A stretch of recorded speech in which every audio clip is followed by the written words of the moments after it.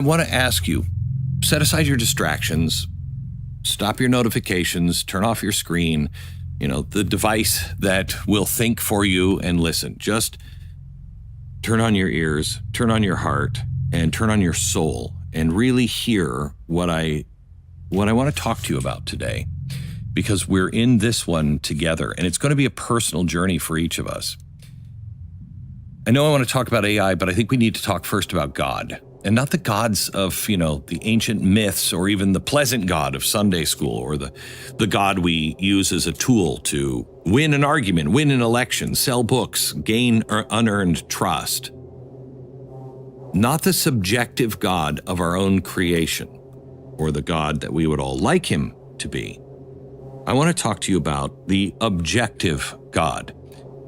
I've always said that if God exists, he is the greatest scientist. He is the greatest mathematician. That's who God is. God is a God of reason and who is precision. But he also is many other things. But I want to focus on the precision of the watchmaker. Think of a watch. Maybe your grandfather had a pocket watch, or this is a watch that's 60 years old, and it is just it's precision. It's beautifully crafted. It's finely tuned, and everything is in its place. Imagine the precision of each single tiny little gear, the meticulous placement of the springs, the perfect alignment of the hand sweeping across the face. There are watches now that are made by hand that take one person a year to make. This watch didn't just happen. It's just like I put a bunch of stuff in a box, shook it up, and boy, look at this watch. It requires a designer. It requires intellect, a mind, an architect. Now, a watch is complex, but not compared to the universe. Now let's look at the universe, the vast, endless cosmos that is above us. Our Earth is spinning just fast enough to generate a stable atmosphere, but not so fast that we are flung out into space. Our moon is positioned so perfectly that it stabilizes our planet's axis, our tides, even the tides within our own bodies. And our own bodies are miracles. The way we regulate temperature, the way it heals wounds, experiences love. That's a biochemical cocktail that is so exact that even the most advanced neuroscience cannot fully explain how all of this works. Just love, even. And in the world, we are told this is an accident. Now, you believe whatever you want about God, but this is where they lose me, because randomness does not create order. It goes the other way. Randomness creates chaos. It doesn't build watches. It doesn't write a symphony. It doesn't paint the ceiling of a Sistine Chapel or send a man to the moon. It's not random. Randomness is what happens when a child spills a bucket of Legos.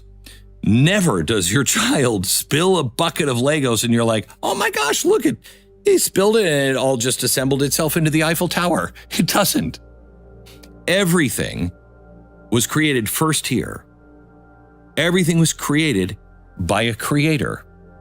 And so we arrive at our first critical question. And it's not, does God exist, but rather, honestly, how could he not? There's a law in science, and it's an inescapable rule. It's called entropy. Entropy is what happens when you put a cup of hot coffee down and you leave it there. It gets cold when it's left alone. Your house falls apart if you don't maintain it, okay? It's why a new car will rust, a candle will burn down, a civilization will crumble. Entropy states that everything moves from order to disorder. Everything decays, everything dies. That's the way the universe is set up. You don't wake up one morning to find your old broken down Chevy. Look at that, it's now a Tesla. It's an electric car. You didn't leave a pile of scrap metal in your backyard and come out and go, oh my gosh, it's a skyscraper or even a tin shed. It doesn't do that. Yet people want you to believe that this is exactly how the universe happened.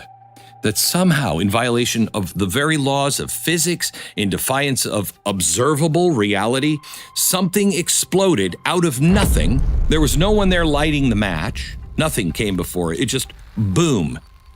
And then chaos arranged itself into order.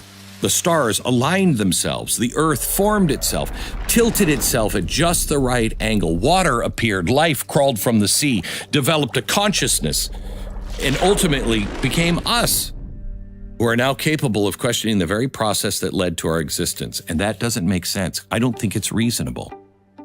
I think that is wishful thinking disguised as reason. Look, you're going to figure out here in a minute why this is so important. But these questions have to be answered by each of us now, before we hit the singularity, which is probably by the end of this term or early into the next term of our next president. Now, faith isn't rational. That's what some will say. You can't prove it. Right, well, you can't really prove the theory of relativity either. It's a theory.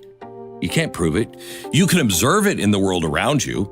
And like God, you can see the effects of relativity and make a reasonable assertion that, yep, that's probably true. But you don't really know and can't prove it. The fine-tuning of the universe is what always gets me.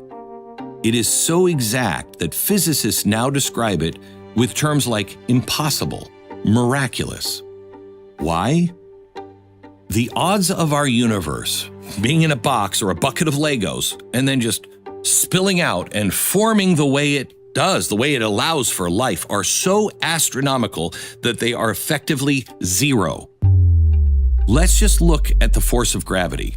It is so precisely balanced that if we altered it by just 1 part in 10 to the 40th power, the universe as we know it would be uninhabitable. That's a 1 followed by 40 zero. The odds they are so small it makes winning the lottery look like a guarantee. The expansion rate of the universe is so exact that if it varied by 1 part in 10 to the 55th power, 10 and 55 zeros, the cosmos would either collapse on itself or expand so rapidly no galaxy would form. The probability of one functional protein, just one, a functional protein forming by chance is roughly 1 in 10 to the 164th power. So you know, there are only about 10 to the 80th power atoms in the entire observable universe. That's not chance. There's no way that's happening. That is design. But here's where we get really arrogant. We no longer look up at the sky and say, "My God, what a masterpiece." We instead flippantly say, "We can do better.